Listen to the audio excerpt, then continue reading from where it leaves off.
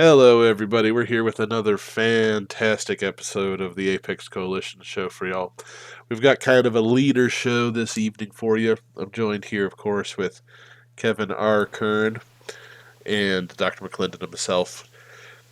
Kern, Two you former champs. two former champs. I'm surrounded by legacy points. Damn Kern, straight. How many rings do we have between us, Kern?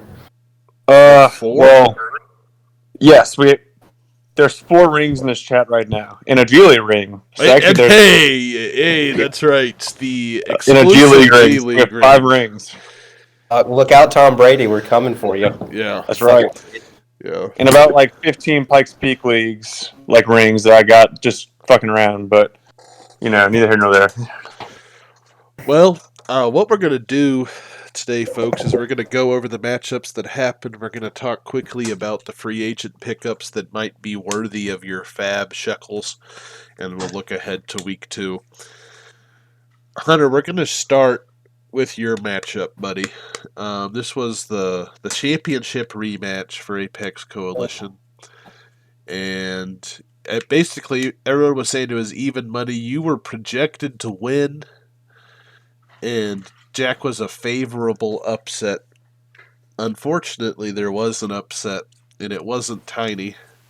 Hunter, you want to brief us on this before Kern and I give us some notes? Yeah. So for the viewers at home, I really want to set some context here. So me and Jack, we have got a heated rivalry, very heated. Now this goes back a couple of years as far as fantasy is concerned. And Kern, what was it? 2017, that the curse was conjured. That sounds right. About 2000, since about 2017, we had a bet, a gentleman's bet. We won't get into the specifics of it. The specifics aren't really what's important. But what is important is that Jack backed out. Jack backed out on the bet. He refused to own it. And when he refused the bet, he refused to pay up. I went on a winning streak from it was like week 6 to week 7, all the way through the championship. I won the league. After that, enormous amounts of shit were talked. Jack was shamed. I think I overextended myself a little bit with the shit talk, and it really set a fire under his ass. And since that time, Jack has beat me 6 straight fantasy football matchups. That's tough. 6 straight. That's tough. Tough. That is tough. So Now, there's history, Hunter, that just makes it hurt a little bit more. and I'm sorry about that, but Hunter, I've got to ask you a question. What are your thoughts on Aaron Rodgers being outscored by Devin Singletary? All right, so that was a weak point. That was a weak point in my matchup. I kept Aaron Rodgers this year. I kept him for $2. I thought he was going to be a steal. We're looking at an MVP quarterback that was being kept for $1 above the minimum bid in a league that just changed from 4-point to 6-point touchdowns. So I was anticipating Rodgers putting up mid to high 20s week in, week out as his floor. Of course. I was expecting that as a floor. This week, Rodgers put up 1.32 points in our format. That's tough. And that toasted me.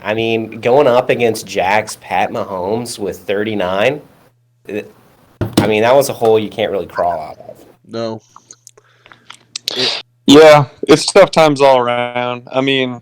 This was I don't know if this was my super lock of the week. I don't think it was. I think Lippy may have been my super lock of the week, but this was my upset of the week. Yeah. And, you definitely underwhelmed Goon. You got the stud running backs, but, your roster is very similar to the rosters that I've typically had year over year. And, this is the way it goes. when your running backs don't go completely bananas, like they did well, but when they don't score 20 points each, you usually get under 20, and if your quarterback shits the bed, you usually end up with a sub 100 point performance. But you'll have weeks where 3 of your running backs go off and Aaron Rodgers can go off, and you'll see much better days. But very, very tough game. I think it'd be interesting to see how Jack handles waivers and how he handles the weeks going forward with his running back situation and with everything else going on. But I mean, he's got a very sturdy team that will probably have a 100-point floor every week, and then give or take Mahomes scoring 40 points. This is what you get. Well, now, Kern, it's funny you mentioned that. I do want to ask because Raheem Mostert, God bless his soul, I think he ran 2 plays. Yeah, 2 carries, 20 yards, and it's already out. He's going to be out for 8 weeks or so. Yeah, he averages around 2 carries every 6 weeks usually. So I mean, this is par for the course. And Sermon was not even activated for the game. If you're in Jack's shoes here, Kern, just a sneak peek into what we're doing, are you bidding the farm on Well, that someone like blindsided Elijah everybody. Mitchell? What are you Yeah, doing like with Trey Sermon? you have Trey Sermon, who's the San Francisco 49ers basically put all their chips. They basically mortgaged the entire farm and some to go up and get Trey Lance this year. They have no draft picks of significant value going forward. And their very next draft pick was a third-round pick, and they used it on running back. And it looked pretty promising that was the case, because it's like, if you already have a good running back core, you have very limited picks, and you use one of those picks on a running back, So it was very promising for preseason. We were all hyped about it. I mean, let's see. For our format, because this is a keeper league, he went for $33, which is a good bit of fab, or which is a good bit of auction credits to start with. Yeah. And I mean, there was buzz around Elijah Mitchell in the offseason as well, just because I mean he is explosive. Goon, I'll toot my own horn a little bit. Goon did call me before the game trying to pull some sneakery and be like, hey, can you open up waivers so I can pick up defenses and all this shit? And I told him, Goon, I said, hey, go to waivers and why don't you go pick up that running back, because fuck, I mean, he has upside, and Mozart is an injury problem, and if he's inactive, I mean, that's all that points to is that there was a running back who showed out that, we didn't know about. I mean, I have him in a lot of random leagues just haphazardly. He's a good flyer. But I like him. He's kind of like Raheem Mozart. He's very, very small. He's like 200 pounds. He's very, very small, but he's explosive. That's kind of what Shanahan likes. Well, now, Kurt, I mean, let me ask you this, because I mean he looked like he was great on Sunday, but my question more so for Jack and other people out there that have Trey Sermon. No, you covered a lot of it, but now I want to kind of get you to answer, and Hunter, the same question for you when Kern's done. If you're the Sermon owner, what do you do? I mean, Jack. I mean, let's see. Let's dive into the keys of success a little deeper and say, all right, so Damon Harris. I mean, for what he's worth, he dominated touches, so he's got a very consistent, dominant running back who's going to get carries. He doesn't catch a lot of balls, but I mean, he's got that. I mean, and then after that, he's got Leonard Fournette. This Tyson Williams kind of nice, but I mean, we saw those running backs looked terrible. That looked like a terrible situation. It looked like a terrible situation that I'm not really too optimistic about. I mean, and he's got. I mean, if I'm in his shoes, I'm very much alarmed by this. I mean, for Trey Sermon to be inactive straight up behind Hashley, I mean, you would think he at least gets active. I mean, at least he's on the bench, just hanging out with his, pads on. He didn't even dress out. Yep. Crazy as hell. I mean, let's see. He's got...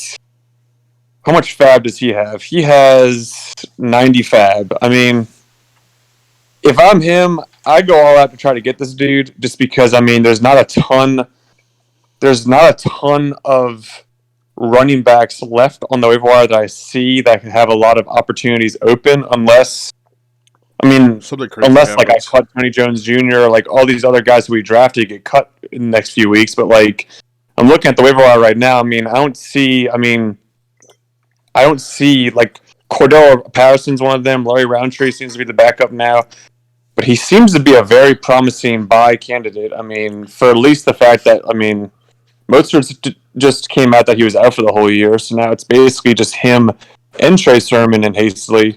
So worst case, he's still in a rotational backfield that runs really well. I mean, he's definitely a target, ANF. That's all I'll say. Well, So, Hunter, Kern, yeah, Hunter, what are your takes on this, Hunter? I got a question for Kern here. So you noted that Jack has 90 fab right now. Is that right? That's what it says. He has 95. I Jack think has it's 90 fab. yeah. Kern, you currently have the most fab in the league with 160. In league I do. history, in league history. Does Jack have the ammunition to even go out and buy Mitchell? I mean, does a $90 bid even win it? I mean, I'm not going to show my cards yet, but I mean, I haven't decided. I need to listen to more news. Obviously, all eyes are kind of on me to see if I'm going to. It would be if I'm going to go after Mitchell. I'll say this: it would be the most expensive fab bust in Apex history. I think the biggest one. $101. $101 fab bust. I mean, I feel like that's what it might take to get him. I mean, I think knowing Jack though, Jack's never been one to really blow the bank on his budget. He likes to keep his shekels close. I mean, you saw it in the draft. He kept his shekels really close. I mean, this might be a situation where he does just say fuck it and blow 90. I mean, you never know what happens on those Thursday nights when you're, laying in bed, you're kind of fucking around your last minute waivers before you go to sleep. You're questioning, I'll take away a few bucks, add some more bucks. I mean, it'll be really tough for me to spend that much. I mean, he'd be in a good spot if you put all his fab on there. I mean, I think at the same time, there's plenty of other people with a lot of fab who could do it. I mean, who knows? I mean, we might get word. All it takes is one Schefter tweet saying that Trey Sermon's running with the ones at practice tomorrow, and he looks much better and all this shit, and then suddenly, it looks a little less optimistic. So we'll see. It's definitely really exciting. It makes it a lot of fun. I mean, it's definitely just the whole being inactive thing is just so strange, and that's what makes them so appealing. That would scare the shit out of me. I want to kind of move it along, and Hunter, if you want to find a bright spot in this week, I feel like your bench is a pretty good place to start. Are you confident in your bench going forward? Is that something that you enjoy this week? I feel better about having a guy to plug in a running back spot if I were to have an injury. So on the bench, I'm looking at. I got Mark Ingram. On the bench who logged 26 carries. Now, I'm gonna be the first one to acknowledge that 26 carries is possible. That's more than likely going to be his ceiling. That is his ceiling on carries. Oh, okay, that's a ceiling. The Texans are not winning games this year. I mean, I think it was the second most carries of the week. They played the Jags. They beat the Jags. I mean, that's going to be the extent of it. I mean, we do play the Jags again. No reason to run the ball that much. All right, so I'll have him for another week. But what is reassuring is it looks like he's of the garbage pit of the Houston running back room. I think Ingram has established himself as the leader. He's the one of the shit pile. Yeah. Oh, Goon, he's such a good sell. go give him to Jack or give him to someone who could use some RB depth. Yeah, that's a good point too. That I mean, that's something. I feel like this is the peak of his trade value right here. I mean, 26 carries, 1 target, no catch. He even scored a touchdown. I mean, when are the Texans going to be beating the shit out of a team ever again for the next? I'm looking at their upcoming schedule. They won't sniff anything like this until they play the Jags in Week 15. So yeah, I mean, he's. I mean, we play the Titans twice too, so that's true. The Titans kind of suck dick too. Oh no, it's tough. I mean, yeah. Well, I mean, Hunter, good luck with that. I mean, I think your team's going to win some games. This was just an unfortunate Rodgers fluke week. This also shows, honestly, just to we kind of beat up on Jack's running backs, but having Mahomes with that ceiling and then also having that tight end spot go off, I mean, yeah, for sure. You look at his running backs and his running backs we can talk all this shit about in the world, but if he has Mahomes going off and he has these stud wide receivers and if he has that fucking tight end doing business, I mean, you can see a score. He's got a pretty solid floor. Yeah, you can start Marshawn and it won't matter. Exactly. Let's move on to, I think, what will be one of the most surprising matchups of the week for people. That's Timo and Golly. This was, I mean, a matchup I was so sure Timo would have won. I would have put money on it. And Golly just came out and almost apexed. Now, I mean, you're not going to have Zeke score 5 every week, and Ridley had the Falcons in total just had a terrible game. But Kern and Hunter, do y'all evaluate these two teams any differently after this week? Because I know everyone across the board was really low on Golly. So I think the one big thing about Golly's team that I think changes after week one is, this is going to be me eating my own words. The Bengals didn't look like the shit pit that I thought they would. Yeah, I mean, Joe Mixon Yeah. came out and just looked like he looked like who we've been told he is for 5 years. Yeah, he looked incredible. And Jamar Chase didn't drop the ball. He looked incredible. And this is a week where the Giants were terrible, and he got 3 points out of Saquon.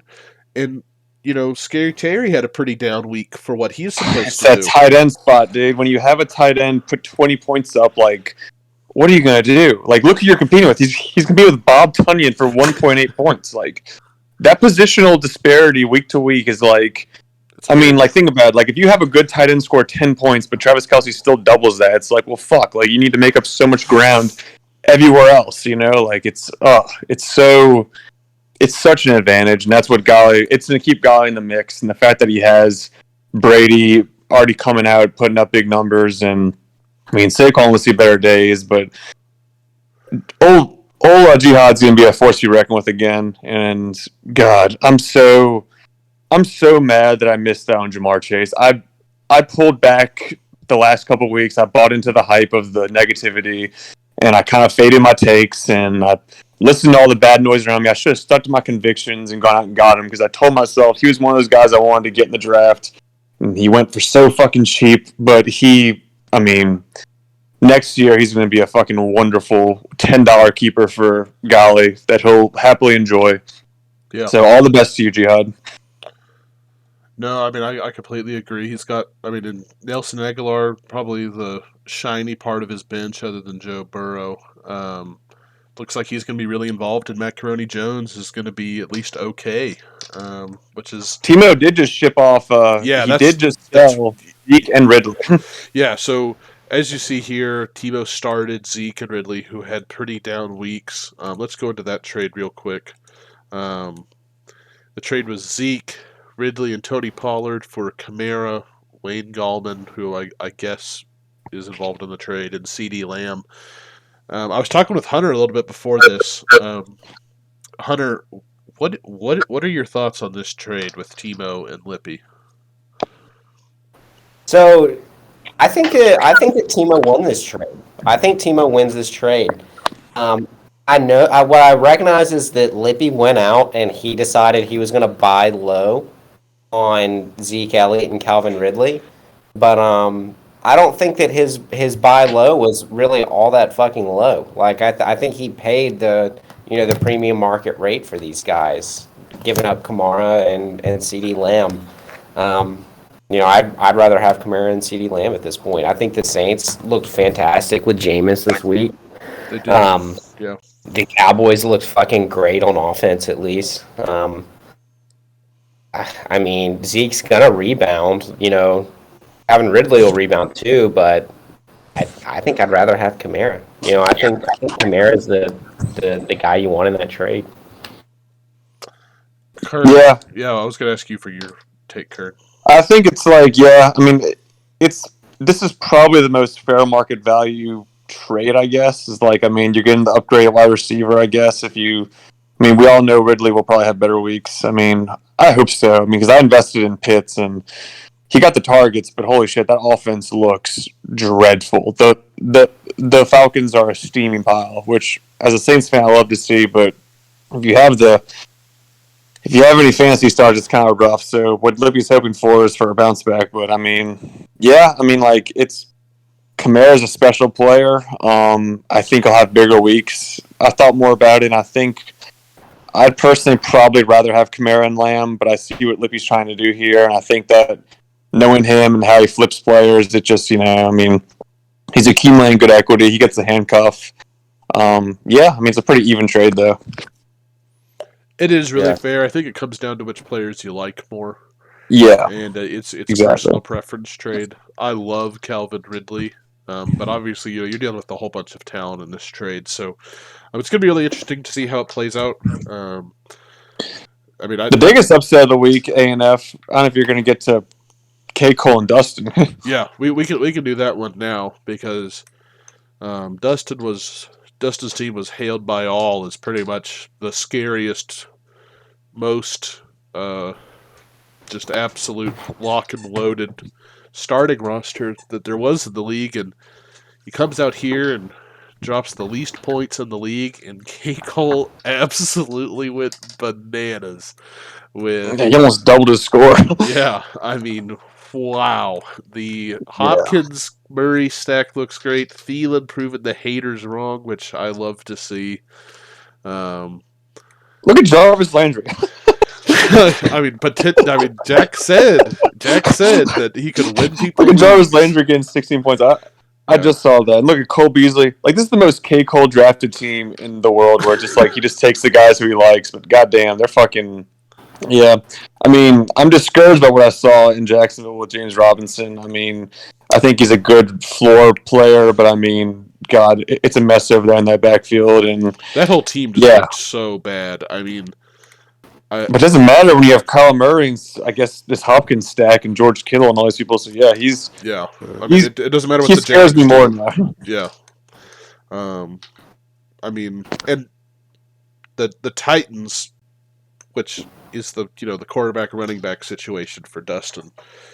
I mean, Hunter, I don't know if you care to comment on that. I know you didn't get to watch the game because the networks fucked you around, but I mean, this probably won't happen again where Henry closes out with 9 points against what we thought was a less than ideal defense.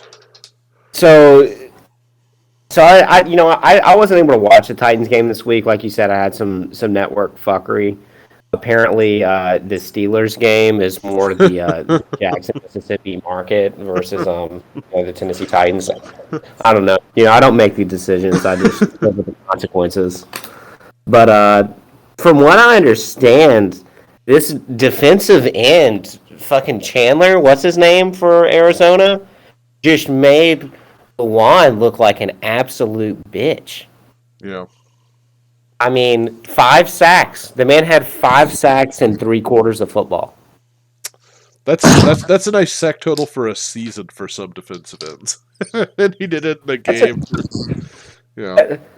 That's, what is that, infinite? No, well, how many sacks did Clowning have last year for the Titans? 0. What, 0? He had 0. Okay. So, one thing I don't know, I don't know if this is going to happen every week, week in, week out, that the Titans' offensive line is just going to get demolished. But if it does, I mean, that poses problems for the entire team. Tannehill, Henry, Julio Jones, A.J. Brown. And they have all these offensive weapons. But if the offensive line can't hold their own against some of these, upper-end D-line players, we're going to just be fucked. I mean, none of those guys are going to be able to produce despite how good they are. I think it had more to do with play calling, because I was looking into it and I watched a little bit of that game again and saw the highlights, and it did not look like the same offense at all. And I guess y'all have this new offensive coordinator, and I saw a tweet that I thought was pretty interesting that has been kind of going around. But I think last season, Arthur Smith came in and basically just blossomed Ryan Tannehill, because him and AJ Brown and Henry, they just smashed the play action bootleg so well, and they ran the play action pass 36.4% of the time, and they ran it just 11% in week 1 of this year. And apparently everyone's going crazy about that. I looked into it a little bit. I mean, it makes sense when you have that running game, and if you're not trying to utilize that, I mean, they can probably throw your whole offense in shambles if that's how you kind of operate last year. So I mean, we'll see what happens next week, but I mean, definitely a gross start for that offense, and if you're heavily invested in them, that's got to be kind of sucky. But hopefully it's a bounce back next week. Hopefully not too hard because speaking ahead, I do play Dustin next week, so hopefully it's not too much of a bounce back. But that's funny. Yeah, I mean, and we saw what that play action Arthur Smith plan looked like when Cordero Patterson was the running back he tried to do it with. That's true. Yeah. Good God. The same token, I guess, only works in a certain way. I think it was a perfect marriage in Titanland when you're trying to do it with actual players.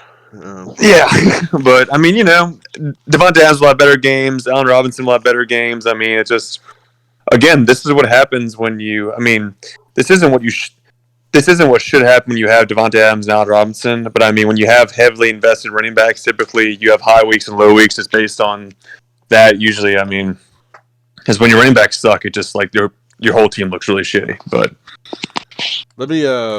I don't want to spend too much more time on this matchup because I mean it's just a blowout. Yeah. But real quick, what do y'all think? Corey Davis, is he legit? He's on Dustin's bench. Is he startable next week? Absolutely.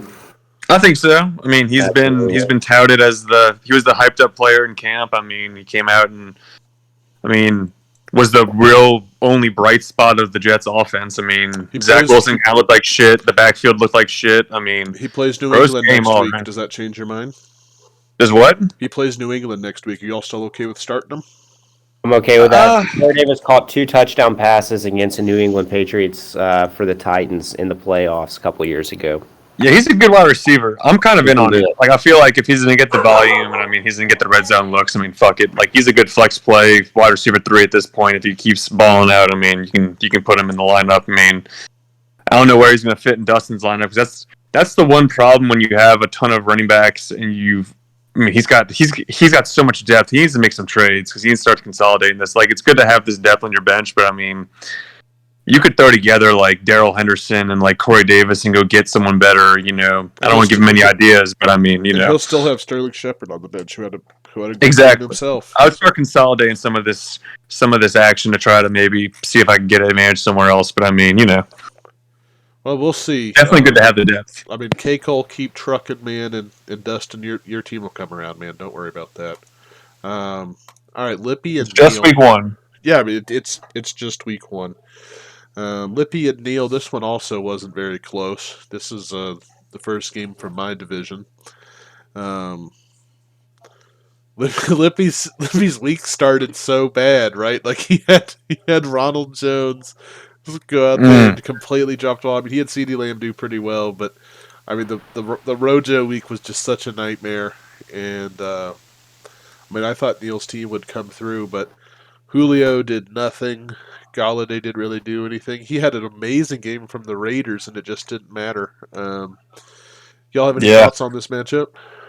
Yeah, I got some thoughts on Littman's team, and this is to paraphrase a quote from the great Xander Romano. Ronald Jones was the problem with his roster, but Deebo Samuel was the solution. Deebo Samuel, wow. What a fucking holy game. Shit. Yeah, that's fucking crazy. Good job, Lippman. Yeah, that's way to fucking buy that hype. $7. That's pretty. I have heard. Nice. Tell me what y'all think about this.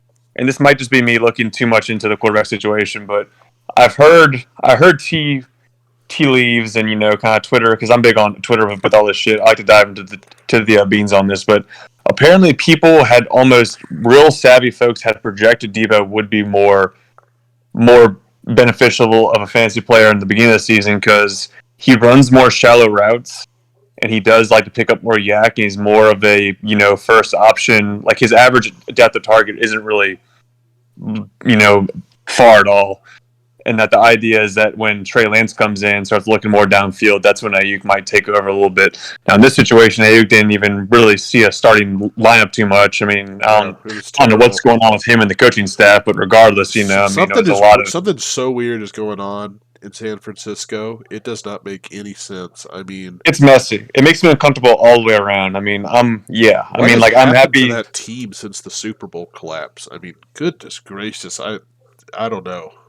Kyle Shanahan just keeps his cards close to him, dude. Like we all thought that Mac Jones was going there until the last second. And then he's he's a good coach who keeps his cards real close, and he doesn't keep his news from going too far out of his inner circle. But I mean they almost lost to the fucking Lions. You know, that's true. I'm just saying this sounds like Sean McVay hype all over again. Of like, oh, this is the greatest coach ever, and then we're like, oh wait, he's actually just got some really great players, but the coach might like actually not be enabling the team to do it. So I don't know. That's NFL talk, and I'm just saying that's I mean, speaking on Ayuk, I mean, I saw some reports that Ayuk was actually just dealing with an injury. Not something that it wasn't so severe he couldn't play, but more so that he could be put on the field and used as a decoy, kind of as Julio had been used in years I past. saw reports saying it was a hamstring injury. I saw reports saying that he's still learning how to be a professional NFL player. I heard some reports that he's in the coach's doghouse. It's a lot of. Tell me how this is different than Dante Pettis. Tell me how it's different than Dante Pettis. Because Dante Pettis didn't get that high of a draft equity put into him. He was not as high, but it's close. Was Dante Pettis a high draft pick? He was super hyped as like a sleeper breakout player. No, but was he actually like a high drafted capital like NFL player? Like they put a first round pick. Oh, yeah, I don't know that part. The only reason I'm like Ayuk actually showed it for a whole season, and I'm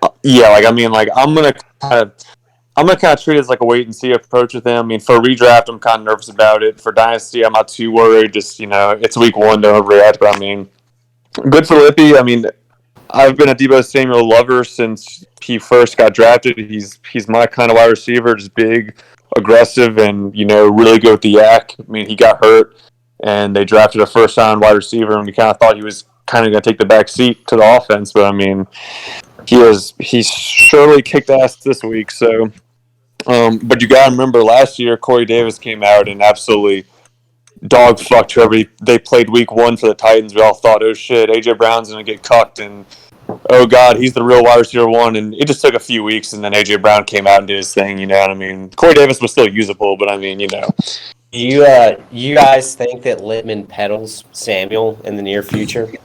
Oh, surely. I mean, You think he's gone? Is he off Littman's team? That's the beautiful thing about Littman is like he's able to. He's so liquid with his players. He doesn't have confirmation bias with his players. Where like if you think like when you're right about something, you're like, oh my god, like I was so right, and suddenly their value just gets so much more intense. Like I'm the first person who deals with that. Like whenever I'm right about a take and I draft a player and I'm right about it, it's like I cannot let that motherfucker go. And I think he's so valuable. He's able to let people go so easily, and it's. Like, to let Kamara grow like that is so ballsy, but he just does it. I mean, and yeah, all these players are available for sale, and he'll get good value from them. So, I mean... Let me ask you all this, because I'm looking on the other side of this matchup. I mean, and Aaron Jones is going to score way more than 3 points a fucking week. Neil shouldn't be worried about that. I am worried about Julio, because we're going to have to see how that offense responds next week. But that's worrying to me. That worries me a little bit. What is I mean, no offense here, Neil, because I play you this week, and I hope it's a good sportsmanship matchup. But I mean, this bench is terrible. I mean, bye weeks are going to rip this team apart. What if you're Neil going into this fab week? What are you doing? I mean, yeah, I mean he's gonna have to hope for a bounce back from his studs. I mean, I think Aaron Jones will see much better days. I mean, we called out the Chargers last episode saying that, the Chargers were facing Washington. It's going to be messy as hell, and it was pretty messy. So, I mean, Herbert will have a much better time. Yeah. I mean, Waller's his most marketable guy right now. If he's going to trade anyone, he needs to trade Waller off a 19 target game. Jesus Christ. I mean, that is, but like, he's almost too valuable to trade. Yeah. I would hold him so Hunter, he was 10 of 19 for 105 and a touchdown. Oh my god. It's insane. And then John Gruden said that might be one that you just keep on your squad right there. John Gruden came out and said it's the best player he's ever coached. Yeah. Yeah, Didn't he coach Warren Sapp? Oh, he's coached lots of good people. Yeah, it was an absolutely ridiculous statement. But I mean, whatever. It's John Gruden. He's having fun. I mean, Neil. I mean, yeah. Like I I'd be looking to trade Josh Jacobs after 10 carries for 30 yards and 2 touchdowns. I would love to get a trade there. And, I mean, Gaskins will have better days. I mean, yeah, he's got a very his bench is tough. But, I mean, he can go out there and get some good guys on waivers. I mean, it's just part of it. I mean, he'll make it work. He's got enough equity. He's got enough marketable players to break shit down. That's what's cool about having those big name players like DK Metcalf, Aaron Jones, Waller, even Josh Jacobs. You can break them down so easily because of their market value. I mean, and Aaron Jones could very easily just go for 3 touchdowns this week or something like that. Oh yeah, I think that's more of a testament. Honestly, I'll show my cards here. Saints defense is going to be a pretty big waiver rag. Because it's like they made the Packers look so foolish. Like that's maybe I'm too delusional on it, but I think they might be like a top 5 or 3 defense based on that. Like so good, and we didn't even get Roby in the lineup. Like just so elite, and our lineup and our matchups going forward are so nice up until we play Seattle, which is going to suck. But I think you get a few good defensive plays with there. So I mean, maybe after the Bucks. I mean, the Bucks played Dallas, but I mean, I don't know how you cut the Bucks, but I mean, yeah. I think that's just more a testament to the Saints' defense. I think Aaron Jones will have much better outings for sure. All right, well, we've got 2 matchups left. We've got Kern and Jonah and me and Monstar. Kern, you want to go me and Jonah? Yeah, Kern, you dismantled poor Jonah here, and It was dope. Right. I mean, this was just cruel. Even with a nice game from Russell Wilson for 35 points. Kern, talk us through your keys to success here. I mean, we kind of called out the whole Lockett and Wilson thing. I was pretty excited about that. I mean, so yeah, like 2 of those 4 touchdowns and 100 yards went straight to my wide receiver 3, which was pretty clutch. So that neutralized a lot of the damage there. I was terrified of CMC. CMC, he's so good at football. I mean, it's not the most efficient day on the ground, but I mean, 21 carries, 9 targets, 9 catches, so many yards. I mean, he's going to have 3 touchdown games. And you look at his efficiency, and this isn't even a really efficient game. I mean, he's God. CMC put up 23 points with no touchdowns. Dude, all he needs is touchdowns. All he needs is 120 yards and like 100 yards receiving and 3 touchdowns. Like he's gonna have 50-point weeks. So better days ahead. Jonah, I mean, Mike Evans. That's alarming. It's alarming to see him being 3rd in the pecking order. But I mean, that's the kind of player he is. He disappears time to time. I think he'll have much better days. And I think the Ravens' defense was a big flop, and that kind of sucks. But, I mean, I think there's much better days for Jonah just when you have CMC and a ceiling and you have wide receivers. I mean, Keenan Allen, we kind of called out having a tough matchup. I mean, you'd love to see 13 targets. I think between CMC, Keenan Allen, Mike Evans, and, I mean, Noah Fant might have some more targets with Jerry Jeudy out. And Russell Wilson, I think he's going to be just fine. But me, I mean, I loved the usage of DeAndre Swift. That was the most successful. The biggest win of the day, Alexander, was DeAndre Swift. I was so vindicated by the 11 targets and the usage, and he wasn't even starting. It was against San Francisco. Just, you know what? We're really happy about that. Hopefully it continues on, but he looked incredible. And holy shit, having Tyreek Hill is so much fun. I totally get the hype now. I see why y'all buy wide receivers. It's so much fun. And yeah, I mean, look. I don't know. I don't know, Kurt. You know what? When do I play you? Week 4? Something like that? Let's see here. Well, this is also what we said ain't enough, as we said that I'll have weeks where I boom and weeks where, I mean, shit, if Tyreek Hill disappears for a week and Lockett disappears for a week and, I mean, if my big boom players disappear, then I probably won't have that great of weeks. So never mind. I was about to put some money online, but I've got some bye weeks, week 7. We're not doing that. Kern, something I'd be excited about on your team that you haven't mentioned is a couple of your bench players. Devontae Smith.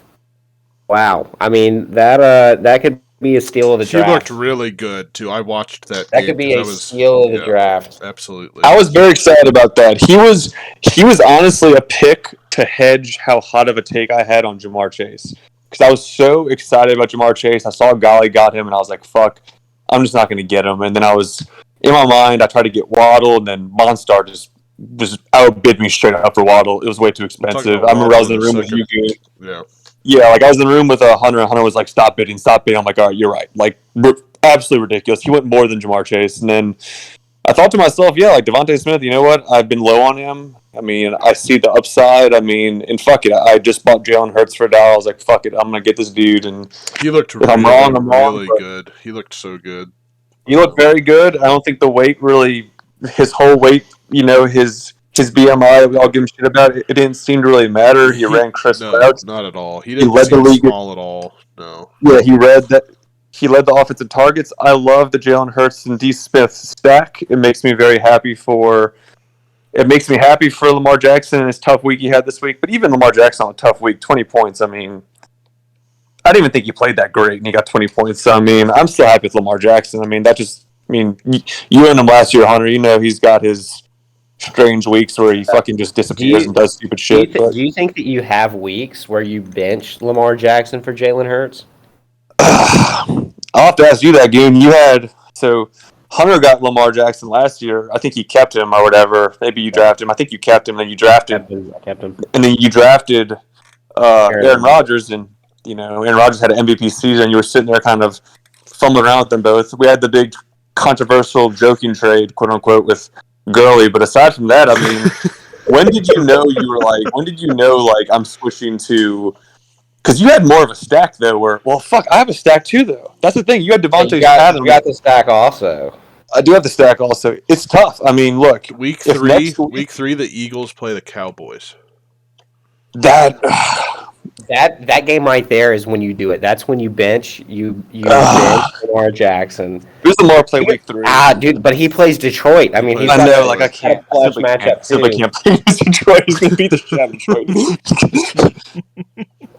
I mean, yeah. Like I think I'm just gonna hold him and just see what happens. I mean, like, but there might be a world where all these analysts just say, "No, he's top 5 upside and all this shit." But I'm not gonna overreact. It was Atlanta. I mean, we will see. But I'm pleased with the bench. I'm pleased that I got Tony Jones Jr. for that amount of fab. He looked extremely involved. He looks like the clear backup to Kamara. It's just nice to have that. Honestly, y'all aren't gonna like this little take, but Terrace Marshall was second in the wide receiver core in targets and looks pretty fucking good. I mean, he's good to leave there. So I mean, Hines looked good. All right, we're out of substantive material. Anyway, overall though, we'll hold on, wait. We'll talk about our final thoughts next. Yeah, we'll get there. But overall, I'm very happy. We'll get there. Let's get to the last matchup. One that was just terrible for both me and Monstar in terms of how the week played out. It came down to me being, up 9 or so, and we had Mark Andrews playing on Monday Night Football. Obviously, he didn't get it done, but I had already decided Sunday night after Montgomery had a great outing that I was just fucked. I was able to pull through on just a weird Ravens game where you called Hunter very upset, huh? I was devastated Sunday evening. You were just a little tiggered on Sunday evening. Yeah, a little bit tiggered. Yeah, because it started off with Amari Cooper dropping 32. I think he finished wide receiver 1, right? Yeah, he was the top one. Yeah, I do not know what to do with Matt Ryan. Because he almost single-handedly lost me the week, other than Mike Gesicki, who I've changed his nickname to getting dropped Thursday. That's true. I don't know what to do with Matt Ryan. I want to believe that this is a blip for the Falcons and that they can get it done, but at the same time, I thought Philadelphia was going to be such a nice matchup, but it should have been a nice matchup. 3 points against Philly or 6 points against Philly for the Falcons is very, very, very alarming. Yeah. What do you think, Goon? I mean, I cut loose Ryan and Gesicki this week. Honestly, I cut them loose. Maybe make a trade. Maybe hit someone up like Curran. See what you can do for like a Jalen Hurts type player. But I mean, I'm very alarmed at Ryan's performance. I don't think that he's really an option that you will roll with going forward. What quarterbacks are on waivers right now? Let's see. I would who And are the I want to see if, because they put Fields in at the end of the game, I want to see if they And roll with Fields next week. you have Jameis Winston right there. I mean, you got Man, James. But his You fat gotta price do- is going to be expensive. You got a I pretty feel like Baker Mayfield. Mayfield's playing Houston next week. no, Winston's so fun. Go get Winston A&F. He's the crab legs that you've always I know. hyped up for years. He threw 5 touchdowns. He looked amazing. He lit up the Packers defense. I mean, it was hyper efficient, no mistakes, elite ball placement. I mean, we play Carolina next week. Yeah. That's what I would do enough. I'll give you some free advice that people would usually have to pay for. Don't try to trade with me this week because I'll be very hard to trade with, as you know. I would just go get Jameis Winston and just honestly, because look, if you cut Matt Ryan to waivers, what's going to happen? Someone's going to pick him up. No one's going to touch Matt Ryan. That's true. That's what I would do. No one that's smart would pick up Matt Ryan. Yeah, I But you mean, have to and remember besides, you Ryan invested $1 in him. Yeah. I know. But look, I'm a believer in that offense, so I'm perplexed. I don't know if this is just they needed some time to figure it out, or if this is the way the offense is going to be for the rest of the season. And dude, it's tough to say. I mean, the same issues that the Titans had with the new offensive coordinator. It Right. could just be they're trying to shake off, trying to figure things out still. Yeah, I mean, Yeah. the rest of my players did, other than Gesicki, of course. I was content with what they did. Obviously, Clyde didn't find the end zone, but he was like, when you look at the stats, he was like on the field for literally all of. They don't have the snap breakdown yet, but I think one running back on the team got a target, and there were 5 snaps he wasn't on the field for. So I'm really happy with Clyde's. I mean, that's crazy numbers to me. The whole Steelers looked bad, so I'm going to give that a week 2 on Claypool, but he still, I mean, looked great from, I just watched his highlights. I mean, he looks like an absolute monster, so. He only had those 3 catches, but those 3 catches were very physical plays that he made. I mean, Yeah, he I lost watched Tre'Davious White. Game. Yeah. He looked good. I mean, he's got the big play potential. He's good for a few touchdowns this season, at least. I mean, Also, A&F, Tre'Davious White played on him the entire game, and he mossed him like 3 times, as you saw. So, I mean, that's like the best corner in the league. I mean, you can't expect much. Yeah, no, of course. Brandon Cooks looked great. I was happy with Chase Edmonds. I was very impressed with your team, A&F. You have a very solid team. It goes to show you when you don't have a quarterback that scores at least 20 points. More put than 13 10. points in your matchup. Yeah, put 13 points in your matchup, and you end the week with 125 points with a tight end not even giving you anything. I mean, in a pretty mediocre defensive play. I mean, you have a solid squad. Your bench looks pretty nice. I mean, Kenneth Gainwell is a pretty good pickup. You've been hyping him all off season. Kudos to you for that because he looks extremely involved. They're going to use Myers him looks too. like a good play. Yeah. You've got a good deep bench. Crowder's coming back. I don't think you can. Rostering 3 QBs would be so tough. I think you either need to stick with Matt Ryan next week Or drop him. or just cut him to move him. defenses. You gotta cut Ryan this week. Yeah, You no, gotta I probably will, and I'm keeping Fields no matter what. I'll probably keep Fields throughout the season. Yeah, he's a good investment. But Monster, I would go get Jameis Winston because honestly, like even if he fizzles out for like in 5 weeks, and then you get Justin Fields by then, so who cares? Yeah. I mean, Monster, just to quickly address your team, man. I mean, you were 55 yards away from winning this one, so obviously your team's going to win games, man. I feel like Trevor Lawrence, the little bit of the Texans game I watched, because I tried to boycott it because I want to display my distaste for the Texans right now, but I had to watch some of it. I mean, he looked a little lost out there at times. There was one pick he had where there was literally no jag anywhere around, and he just threw it to one of our corners. The guy was so excited, he picked him off. He literally just sat there with the ball. He didn't even try to run. He just sat there with the ball, and then the ref tried to take it away, and he ran off with it to the sidelines. It was very funny, but. I mean, I feel like they'll figure it out, and even in a really bad week against the Texans, somehow, not really sure, but he'll get it together. But he threw for 330 yards in his first NFL game. Jalen Waddle, 3 touchdowns, pretty impressive. Yeah, Jalen Waddle. That's the most Monstar start in the entire world. Look, 15% of leagues started him last week. Yeah, I mean, and it worked out, man. I mean, he took care of business and looks. I mean, hell, do you think? I feel like you can start him going forward. Yeah, I'd like to see how Will Fuller plays into it when he comes back, because he's going to come back this week, and they paid good money to bring him in. They played very similar roles.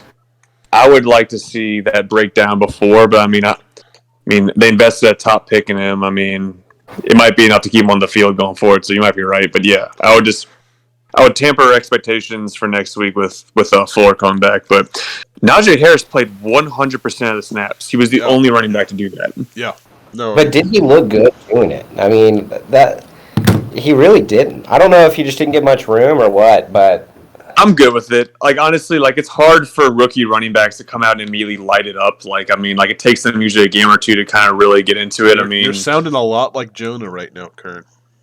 I mean, like, I'm just saying, it sounds a lot like the stuff you made fun of Jonah for. No, I'm saying he's going to be awesome. He's a wonderful buy candidate for me. I would love to buy Najee Harris off him. I know Monster will still charge me, fresh market prices for him, though, so I'm not going to try to buy him. But, like, I'm saying, like, the offense looked rusty as a whole. Buffalo's a tough defense. I mean, I think he'll see better days. I think 100% of the snaps is big. He got targets. I think it's only up for Najee going forward. So I'm a big, big, big fan of it. I think he'll do great against the Raiders. He has the Raiders, the Bengals, and Green Bay. That's just back to back. He's going pretty nice, Monstar. He's going to blow them up. So you enjoy that, Monstar. Yeah. Well, I mean, that really probably about sums our matchup up, other than, Gronk's on the bench, and Goddard looked good in that Eagles game. So, Monster with the tight end depth, and obviously, man, I mean, Mark Andrews isn't going to do that shit again. You got robbed there. So, Alexander, Monstar's trying to sell that Gronkowski right now. Yeah, of course. When we all thought Monster was winning, he stuck the dagger in and twisted a little harder and sent me a trade offer with Gronk. So, first of all, Monster, that really hurt my feelings. So, there's that. But, I mean, hell, there's the chance. I mean, I don't think he gets 25 every week. But, he looked good. He looked good. He looked like Gronk, He did. As funny as this is to say, like, I think there really could be value there. I mean, and I'm not going to trade for him just because I've made my bed with my tight end strategy, and I'm dealing with the consequences, but I'm not switching that now. But I mean, I feel like someone's going to trade for Gronk, and we're all going to giggle and laugh. But I really think there could be some actual value there because it wasn't just that he got opportunity; he looked good. I think there's significant value. I really think that, in that game, he looked more like Brady's, first or second option once they got him and Antonio Brown, man. And then Chris Godwin and Mike Evans were 3-4. Yeah, I mean, they were really using Godwin to stretch the field, but once they got in close, I mean, it was Gronkowski. That's something we did leave off with the Timo matchup. He can start Antonio Brown every week going forward. I mean, oh yeah, for sure. That's the pick of the draft, probably, in my mind, as of right now. I mean, obviously it's week 1, so there's the chance he doesn't do shit for the rest of the year, Sammy Watkins style. But, Timo, if you've made it to this point in the show, man, you've got an absolute gem there on your bench, dude. So yeah, I think we all got a Gronk offer this week. Every single person got the package offer of Gronk, and it was like Gronk and Mike Davis for, like, your best running back. Yeah. No. I got one. For Dalvin Cook. Oh, for Dalvin Cook, nice. I mean, fuck, you should do Cook for Gronk straight up. But I'll tell you what we'll do. Well, let's skip free agents because I know Kern's the big topic of free agents, and he's not going to tell us who's going to pick up. So let's just jump into our week 2 previews and let's do our picks for this. And Let's do it. we started at the bottom. We'll start back there again. We've got 0-1 Timo and 0-1 Hunter. Um, I mean, someone's got to win this game, and someone's going to come out even, and someone's going to come out 0-2. Goon, how do you like your chances? I mean, like we've been saying all along, Timo's kind of that bar for is your team Yes. a playoff contender or Especially with Antonio Brown now. Yeah. I'm a little bit nervous. I'm a little bit nervous about Timo this coming up week. I can't my phone's a little bit finicky on me. I can't see my matchup right now with him. You've got Aaron Rodgers playing But, Detroit, so that should be pretty nice. Yeah, that's reassuring. Monday night. I really hope that we see the Aaron Rodgers bounce back. And if he does, if he looks like, the MVP caliber player he is, I think I've got a good shot. I like the rest of my lineup. Timo's got a good team too. I think me and Timo are going to have a close matchup. Tough to say. Yeah, I would take Goon. I'll take Goon in this. He's got Kamara. He's playing against Carolina, and I mean, he's got CeeDee Lamb now. I mean, Ayuk's a big question mark. I mean, what sucks is you kind of have the whole Aaron Rodgers throw into Tunyon kind of deal, but I mean, that's not going to happen too much. I don't know, Goon. You still have those 3 stud running backs, and you still have Aaron Rodgers. I mean, and Jefferson's going to go off at some point too. I'll take you in this matchup, but I mean, we'll have to see. I'm not too confident, but I'll take Goon here. It'll be close. Yeah, it is going to be close. If I'd have to pick someone, I'll pick Hunter too. No offense, Timo. It's just that RB2 slot looks to be the only weak point in the armor band, and I mean, I just don't know how successful Detroit's going to be against Green Bay on the ground. But I mean, you've got some players that can just light up the scoreboard, Timo. So this is I think anyone's game, Hunter, and it could go either way. We've got Jack and Golly. And both of these teams scored very well this past week. I mean, it's interesting. I want to pick Jack, but I'm almost scared to pick against Golly now because I feel like we all have offended his team greatly, and they're out on a spite tour to prove us all wrong. So. Tom Brady versus ATL, but he does have the built-in correlation of throwing to Chris Godwin. Like, it gets in your head. Like, all those beautiful Brady points, you might just throw like 3 touchdowns to Godwin, and then, does it really make a difference? Kelsey versus Hawk will be big. I mean, Golly's got... I'm locking in Golly as my lock win of the week because he's playing against Jack with Mike Williams, who plays Dallas. So Mike Williams is going to score 47 points, and that is my lock of the week. I'm picking Golly. Locked. It's done. Yeah. The football team versus New York Giants, that's a really good defense. What's going to really fuck with him is, I mean, the RB2 slot's going to be sus. We'll see what happens. I don't know. It's sus for both of them. Yeah, I mean... It is. It's a short week for Barkley, too. Yeah, I mean, he's playing Washington, too. Shit, yeah, that's going to be tough. I mean, who is Jack putting at RB2? Lenny? Shit, Jack's RB2, he's going to have to splurge on our rookie out of San Francisco. Yeah. But, I mean, that again comes down to what does Curran decide to do. I don't think he's going to do it. I think knowing Jack, I think he's smart enough and he's big picture enough to know it's just week 1. He invested heavily in Trey Sermon. I think he knows that at this point he's got his eggs in that basket. Yeah. I think he's just going to keep him in the slot. I don't think he's even going to put a bid in for Elijah Mitchell. He could slide Tyson Williams in there to that RB2 slot, which I think would be serviceable.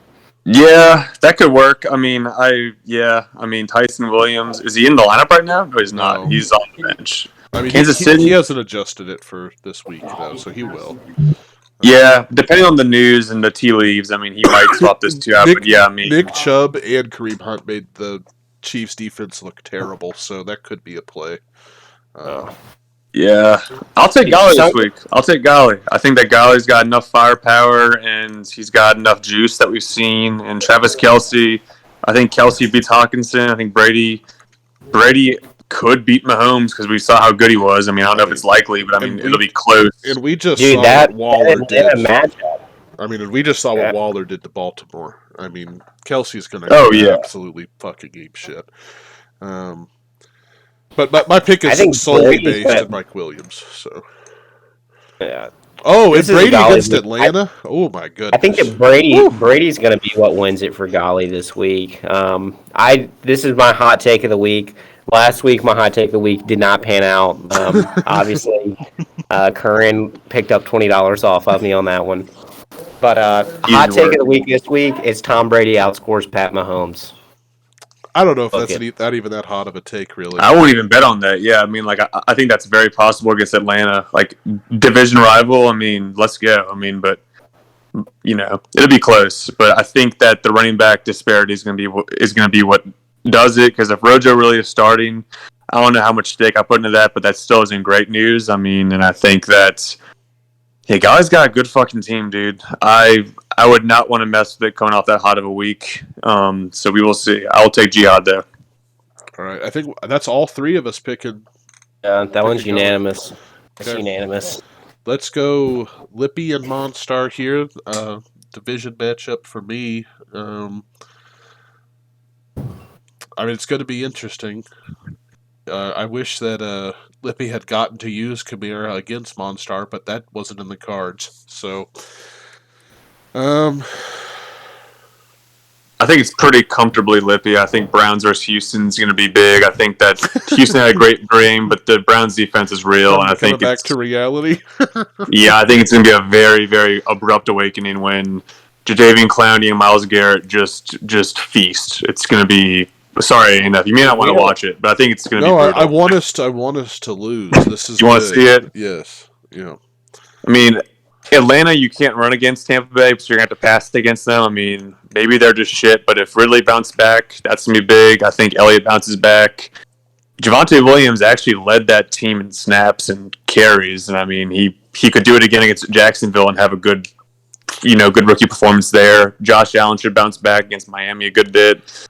Cooper Kupp apparently is the wide receiver one in LA Rams, so fuck Curran, I guess. DJ Moore against New Orleans is tough, but I mean, he's proven to be a target hog. And Deebo Samuel, I mean, you have a good lineup for Monstar, but I just don't think it's enough. I think that, I mean, it's possible. Monster has the ability to pull some fuck magic on you, though. Yeah, I wish you luck, Monstar, but I'm going to pick Lippy here also. I have a take, and this is what it's going to be. Monstar, if you're listening, I could totally see him do this, and tell me if y'all agree. He's going to flex Gronk with Mark absolutely. Andrews. If he doesn't flip Gronk this week, then Gronk is going to be in the starting lineup. Watch him flex. And if he doesn't flex Gronk, then he benches Andrews and plays Gronk. One of those two things. One of those two things will play out, and we'll laugh at it, but it will actually work out really well for him. He's gonna be in a starting lineup this week for sure. And is there a better way? I will just say for OBJ to come back if he does. Is there a better way for OBJ to come back than play against Houston? Oh sure, yeah. I mean, it's that would be what does it. Is like OBJ comes back, just beats the shit out of Houston. 3 touchdowns. And Monstar just like is the only person on the planet who benches Mark Andrew for Gronk's Week 1 performance, and Gronk scores 3 touchdowns, and Lippy loses. That's the only way Lippy loses is if Monstar just, if you're listening, go deep in your memory bank and just pull out some of those clutch Monstar nugs that like just those wild card nugs. Like find the Jason Witten on waiver wire one week, find the Randall Cobb, like find those random fucks who just go off and just use your spider senses because you're gonna need all of that this week. Yeah. Let's move on to Kern and Dustin. Kern coming off a really nice performance. Dustin just a lot of stuff didn't break his way. Kern, you mentioned earlier you were worried about this matchup, and I've got to be honest, I like the idea of Dustin bouncing back here. I'm not scared of the Seattle defense, and I think it'll be good for the Titans. What are your thoughts, Kern? How How about this? I'll let you and Hunter break it down, then I'll give you my final Sure. thoughts. Hunter, Let me what do you think? take this one. Let me take this one here. So, preface this: I'm going Curran. I'm definitely going Curran, and you know, first what I want to focus on is Dustin's lineup. The question marks with the Titans is very, very, very concerning to me. Very concerning. And Seattle's defense is, it's not going to be a great matchup for the Titans. I mean, I think that defense is going to be tougher than what they faced with Arizona. So I'm worried about that. I do think that Adams bounces back this week. I think that Adams is going to have a great game. Yeah. That might just be wishful thinking with me rolling with Rodgers, but I mean, I think that Adams puts up 120 plus yards, catches a touchdown, yeah. I mean, receptions. I think he has a blowout. But that's about it. You know, aside from him, you know, that's all I'm really excited about. I see Henderson in the flex. Indy's got a strong defense. I think that the running game is going to be kind of taken out of that. I mean, And I don't know a lot I'm excited about on his lineup. I'm excited about a lot, and I'm picking Dustin not because Kern's team isn't going to. I think your team is going to go bananas as well, but I think there's so much here that could go so right for Dustin. I think Tennessee is going to bounce back really hard against Seattle. I don't think their defense is very good. I think that the Giants' defense, as the entirety of the Giants, is terrible. Antonio Gibson's going to have a great game. I think Devontae Adams goes amazingly ballistic and a bounce back to form against Detroit. He's got Allen Robinson playing against Cincinnati, and we saw what 47-year-old Adam Thielen just did to them. I mean, there's the chance, and I also think that, I mean, this team made Marquise Brown look okay. We saw what the Raiders are doing on defense, and it's not terribly much. So I think that the Steelers can come back. I think Henderson has a great game against the Colts. The Colts look shitty on defense. I think if Dustin's going to apex this year, I think it's this week. Man, I've just got to disagree with you on that. I think that this is a definite Curran week. This is actually going to be my lock of the week. Is Curran? Really? This is my lock. And it's not even that I don't think Curran's team, because Curran's got some awesome matchups too. It's just I think, I mean, this could be Curran's matchups are plush. I mean, Taylor's playing the Rams. Taylor versus the Rams will be tough, but I mean, Lockett versus Tennessee. We got Lamar Jackson versus Kansas City. That's going to be a shootout. That Kansas City game is going to be an absolute shootout. Lamar Jackson might put up 40 points. We'll see. I don't know.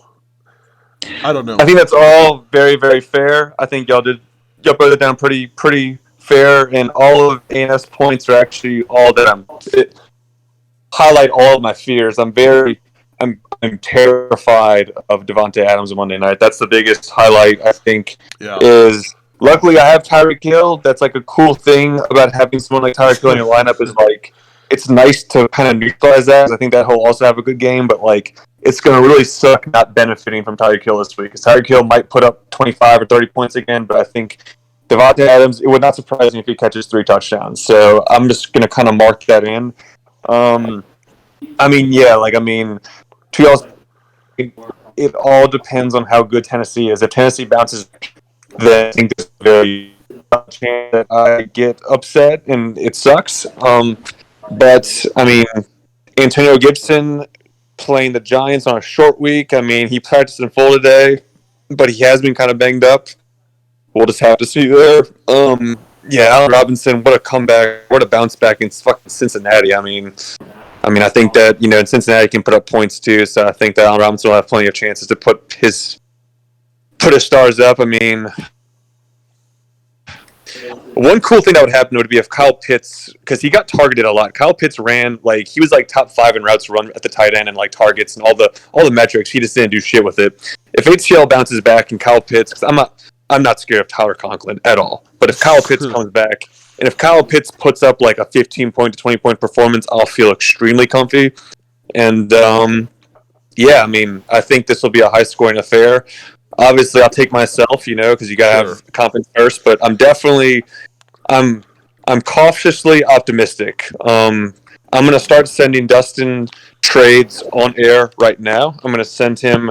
This is for Dustin Hate Week. It worked last year. I sent him trade every week and he accepted. So maybe, and if you do the math, if I send the same trade 3 times a week or 3 times a day for the next few days, maybe he'll accept it. So if he takes the Smith and Robert Woods for Devontae Adams, we'll see the Robert Woods and Terrace Marshall for Devontae Adams. There it is. Robert So Woods we're and good. Terrace Russell for Devontae Adams. Okay. Yeah, we'll All have right. that. So Kern, I hear you say that, and the funny thing is I sent Dustin a trade approximately 3 minutes ago. Really? Well, we'll Also see for if he accepts it. Adams. I All the trade that I sent him was it was Dalvin Cook and Justin Jefferson for King Henry and Devontae Adams. Wow. Wow. I mean, I would absolutely love if he accepted that. Just Whoa. actually, I take it back. I'd be very scared if he took that. I'd be terrified. So I hope he doesn't. So God forbid, Dust take that trade because that would really suck for Kern. Wow, that is so interesting. But yeah, to move on past this, I mean, we have a really good division, it looks like, and Dustin, you got a lot of good playmakers, and I think this is a good week for you to bounce back. I mean, it's very nice to see you get the jizz up this last week, but yeah, really a foul 2-week start to play 2 teams with a lot of firepower. But I got K. Cole next week, so that's great. He's got a lot of firepower too, so can't wait to get out my fucking division matchups. That division does look pretty good. Y'all have got a scary division there. Let's keep with that division and go with Jonah and K. Cole. And this is no offense to Jonah because I think CMC gets touchdowns this week, which somehow makes him scarier. But I can't bet against K. Cole after the week he just had. Joe Burrow carved up Minnesota, so he's got Kyler and Hopkins doing that. Sheesh. I'm in on K. Cole. If it wasn't for the Mike Williams troll against Jack, this would be my lock of the week for K. Cole. But I don't know. Are y'all picking I'll take K. Cole. No, I'll take K. Cole. I think. If CMC was playing a better matchup, CMC is still going to put up. He'll probably put up 25 points against New Orleans. But I think if we do what we did to the Packers going into playing Carolina, where really all we have to do is just neutralize CMC. We're not going to, You're not sweating Robbie Anderson? We're not sweating any of that. I think CMC is still good enough just to do CMC shit. I think it's not going to be his best week. Keenan Allen versus Dallas is going to have a very big comeback. Russell Wilson against Tennessee is going to be big. He's got a lot of big matchups. He's got to find a new defense. You can't start anything against Kansas City. Yeah. God, yeah, Kittle, fuck. Yeah, Jonah, I'm sorry, dude. You might start 0-2. That's going to suck. And then you play Dustin. You might fucking have... God, Jonah might start 0-3. Yeah. Fuck. Yeah, y'all's division's pretty brutal. I think that goes without saying. Hunter, you have any thoughts on this one, bud? Nothing you guys haven't said. I totally agree with K. Cole here. I think this is the lock of the week. I don't see a lot that I'm super excited about on Jonah's team. Mike Evans will bounce back against Atlanta. Russell Wilson against Tennessee. That'll be great for him. I think Russell Wilson's going to have a very good game against Tennessee's defense. But the thing with Jonah's team is when McCaffrey gets these less than ideal matchups, he's really going to struggle because he traded the farm to obtain McCaffrey. And if McCaffrey has a down week, then there's not a lot to be excited about on Jonah's offense. Yeah, he's relying on Russell Wilson, CMC, and Keenan Allen to just erupt. And then you got to think if the ceiling's like a 40-point Wilson game, a 35-point CMC game, and like a 25-point Keenan Allen game. You're a couple, pennies over 100 trying to take it home for the rest of it. you look at the rest of the guys who are going to take you there, and like you're kind of relying on a massive Mike Evans a week, and I mean, yeah, I mean, like we already talked about Mike Evans too. I mean, Mike Evans was a pretty much the distant fourth option it for was, yeah, I he mean, really was. distant fourth. Jonah, if I was you, dude, I would maybe try to. I mean, it would be awesome to get CMC out of my fucking division, but if you could, I would break down CMC to someone who has a lot of extra pieces and maybe try to get some depth because once bye weeks, he it's gonna be won't tough. get the value back that he traded for him, though. I feel like it's just diminishing returns at that point. Yeah, what he trade? He traded Andrews, Metcalf, Montgomery, Allen. Yeah, I mean that's a pretty big 4-piece combo there. I mean, yeah, I mean we'll see. I mean CMC, like when you see what he did though, it's like I mean maybe I'm just a whore for CMC, but I saw that. I mean I'd be someone who would pay for it. Just I'm kind of I like my team the way it is right now, but I mean yeah, I mean. But he could have a good. I mean, his team could bounce back. Maybe Singletary comes back strong. I just don't think this is the week. I don't think this is a week with CMC playing New Orleans. I mean, New Orleans just made Aaron Rodgers and Aaron the Jones. the Green Bay Packers. I mean, look like Millsaps College taking the field. I mean it. Yeah, It's a very very tough defense. That's one of the most high-powered offenses in the league. I mean, and Carolina's not. And that was Aaron Rodgers, and the Panthers have Sam Darnold. So Yeah, This is going to be a bad McCaffrey week, and that's really the keystone of this. yeah. To summarize, K. Cole's my lock of the week, and no hate on Jonah's team. Just I mean, K. Cole's got a good fucking squad. yeah, and last is me and Neil. Sleeper is yet again giving me a 9 point. They Look at the shameful projection, I know. They gave me a 13-point underdog last week. They're giving me 9 this week. I'm loving it. Just keep giving me the absolute look over sleeper. Neil, I think your team's just fine, man, and you're gonna. I mean, it could be a hell of a matchup. You've got some players that could just pop off, but I'm picking my team. There's going to be some changes at the tight end position and at quarterback, so hopefully that'll be improvement. And those are the changes that need to be made. The rest of my squad did exactly what they needed to do. So, I mean, I'm picking my team here. I'm liking how it's performing, and I'm thinking that the Steelers can shut down Las Vegas because. I mean that was the heart and soul of Neil's team this week was just an absolute Raider explosion. So, and they shut down the Bills pretty well. So I like my chances. Yeah, I think that this is going to be similar to my matchup. I think this is going to be kind of come down to a coin flip. Obviously, the weak spots in your roster, Alexander, are quarterback and tight end, which you're not going to be rolling these same two guys out. Yeah.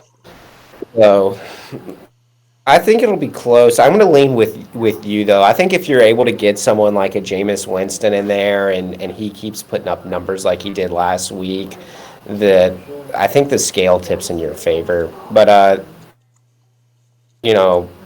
looking at his team, he's got the Raiders against Pittsburgh. That's about as tough of a matchup as you can get for these skill position players, the Pittsburgh Steelers. Yeah, that's what I like a whole bunch. He's got Waller and Jacobs. I mean, those two guys. Yeah, those could both get shut down for sub 10 points. I think would be. Buffalo's a tough defense, and Gaskin plays them, so that kind of sucks. I mean.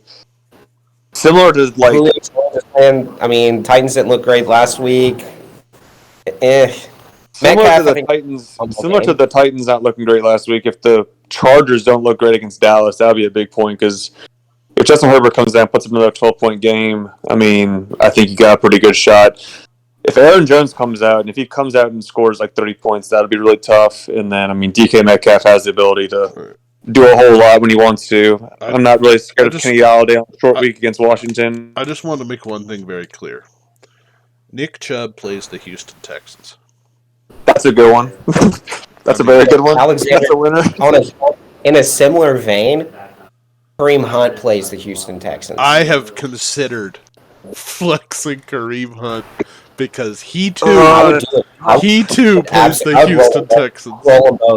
I'd roll them both out, dude, because y'all are going to go up and just pound rock. for the entire second half. Put them both in there, dude. They could both score 20. That's so tough, If A&F. That'd be. there's a week you're going to do it. I mean, by no means you start them both every week, but if there's a week you're going to start them It'd be both, you against do it against Houston. Texas. You Yeah. do it against Houston. Yeah. Look, sleepers seeing Kareem Hunt over Chase Edmonds. I mean, I like Chase that'd be Edmonds bold. against Minnesota, though. I mean, we just saw what Joe Mixon did. I really like Chase Edmonds this week, so it's going to be a tough call. To be honest, I'll probably start Chase Edmonds, but I mean, there's the chance. I mean, if we get any kind of negative news, but I mean, I really like my matchups this week. I would have you. I have you A&F as my upset of the week, just because they're giving me all because if Vegas is giving me this many points against the spread on your side, I'd consider you a big upset. So I'd go to Vegas hates me. Vegas hates me this year. Yeah, not to hate on Neil's team, because Neil's team does have a lot of firepower that could go off. So he could very well go off on you. But I think just based on the matchups and based on the spread, I'd pick you as my upset. Yeah, like you're saying, Neil does have a good team. It's just the matchups this week are what's concerning. I mean, he's got two players playing Pittsburgh, and that's tough. That's a recipe for disaster, especially if one of them's one of your top players you've got with Waller. Well, I mean, Jacobs had a great week too. Jacobs was really good for him. 16 points against a pretty good defense in Baltimore. So, I mean, who knows? They could shock the world to put the Steelers on notice. But, I think it's gonna be a good game, man. Good luck. I'd hate for you to drop to 0-2, but I'd like it a lot more for me to be 2-0. So, hope you get fucked. Well, waivers will run Thursday. Good luck to everyone on those. Do you want to do a quick just run through, since we did like a couple weeks ago, like who we thought our playoff locks would be? Yeah, after sure. season? Let's look at the divisions. We've got Golly 1-0, Jack 1-0. We've got Hunter and Timo at 0-1. K. Cole and Kern took home the wins this week. Jonah and Dustin at 0-1. We've got me and Lippy at 1-0, and Monshar and Neil dropping their games this week. Kern, who are you picking for your playoff teams? Playoff teams? I mean, Golly's team is very scary. I mean, Goon, you got a really good team too. But I mean, you're picking Golly to win the division? Oh, it's tough. You know what? Yeah, I got to pick Jihad. He's just if Mixon does what he's doing, and if Saquon gets healthy and his wide receiver core, and it just Travis Kelce is such a difference maker. So unfortunately, I think Jihad does take as of right now, I would bet on him to win that division out of K-Hole's corner. Maybe it's just confidence. I'm pretty happy with where I'm sitting right now, and especially if I'm able to play waiver wires right next few weeks and get things going, I'll just go ahead and say from a stance of confidence to boost myself in the next week against Dustin, I think I have dethroned him as the favorite for the division. So suck my dick, Dustin. I thought even though your team done that, but okay. Yeah, well, you know what? I need to put some juice in our locker room, A&F. And from Pinkerton's Cantina, I think I almost can't fade Lippy. He just has the ability to flip things so well. I think that it's going to come down between A&F and Lippy. I mean, Lippy's just so liquid, and I think he's just going to find a way to just flip players up until the end. And then for the wild card, I'll give it to Dustin. I think Dustin's going to come through. I think Keiko's got a really good squad, but I think that I just don't believe in Thielen long term. I don't believe in Jarvis Landry long term or Cole Beasley, and I don't believe in Miles Sanders long term. And so that leaves Kyler Murray, Hopkins, a hit or miss James Robinson, and Kittle. And I think that Dustin has more firepower than that, so I think he'll get the wild card. All right, Hunter, who have you got, man? All right, so from Helga's division, my own home division, I had myself last week. I'm still going to take myself this week. I think Comms is key, baby. Yeah, I think that I had an outlier with Aaron Rodgers last week, and I think my running backs are going to be more impressive than what they put up in the previous week. Not to say Golly doesn't have a good team. Golly does have a good team, but at this time I like my squad more than his. For Keiko's corner, I got Curran. Same thing you said with Keiko's team. He had a great week one, but I'm not convinced it wasn't just a flash in the pan. It seemed like everything just hit perfect, and I don't think it's going to do that again. Pinkerton's Cantina. I've got Hebrew Hammer. Lippy's going to get that one. I think it's going to be Lippy, but I think it's going to be close with Lippy and Alexander. And I think Alexander and Golly will battle it out for a wild card. wild card. I like that. Well, all right. Let me start with my division because I really thought there was a chance that I start 0-3 in division play, and my team would really just kind of stand the test of time for a wild card play as the year went on because I like my depth so much. But I mean, I'm gonna do it, Lippy. I'm gonna do it. I'm picking me to win the division. I think for whatever reason I seem to win Hell against yeah, Lippy. yeah. I Confidence is key, baby. I think Lippy said that he hasn't beaten me in 2 or so years in Apex. That's right. So and I play him twice. So we'll see if I can 2-0 Lippy.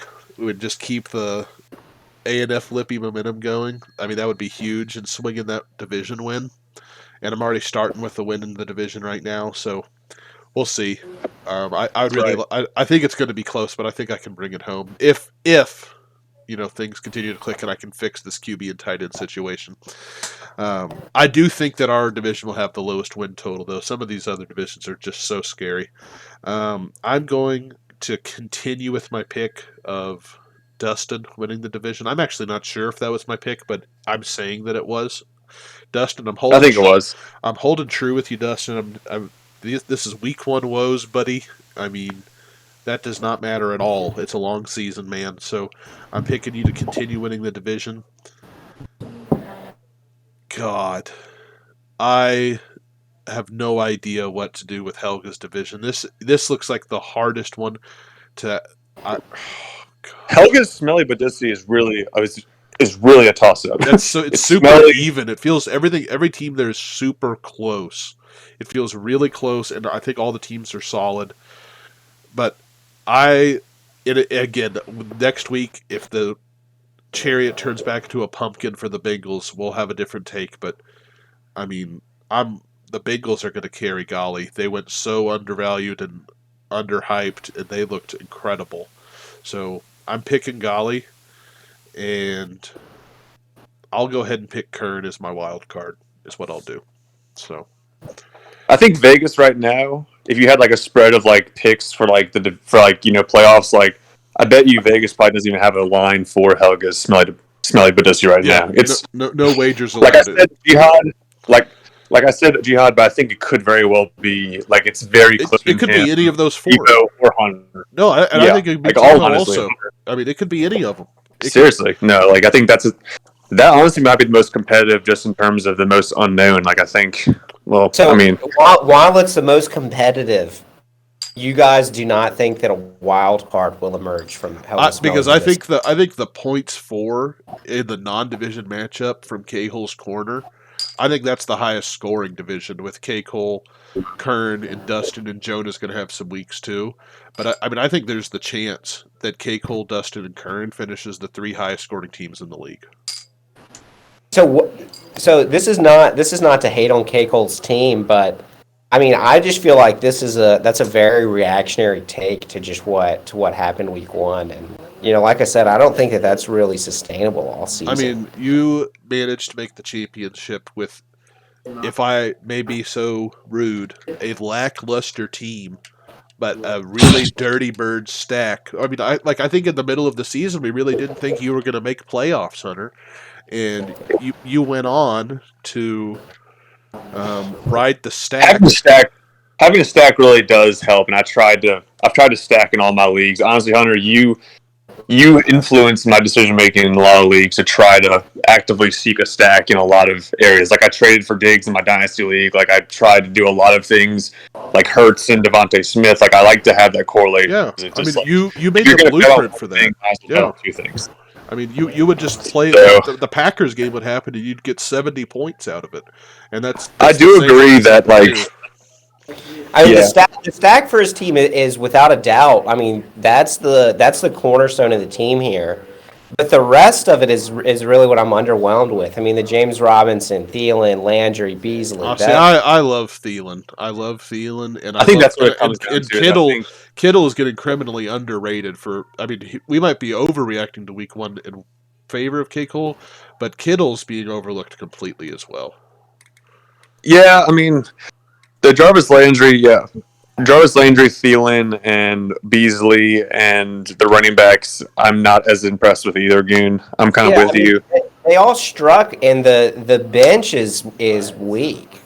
The bench The is bench very is weak. one of the weaker benches in the league right now. I mean, Kirk and Rager looked really good this week. I'm not too thrilled about David Johnson or Carlos Hyde. I don't think you need to roster Jerick McKinnon or Boston Scott at this point. But I mean, I mean, but we the could all be wrong going Yeah, forward. But the RB depth and talent is just. I mean, that's the glaring weak point. If one of those guys goes down, then there's really just no one even serviceable to start. I mean, but there's. I mean, how many teams when we were talking about the running back 2 spot was the problem with the team?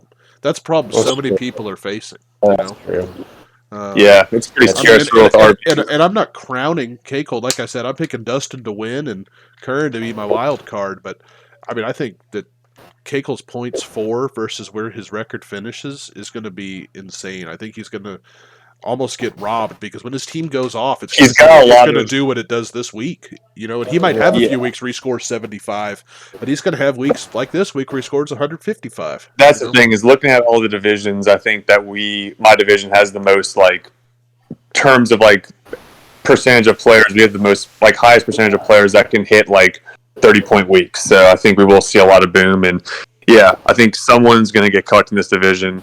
Yeah. I have an aching suspicion it'll be me, but we'll see. I feel strong with my team.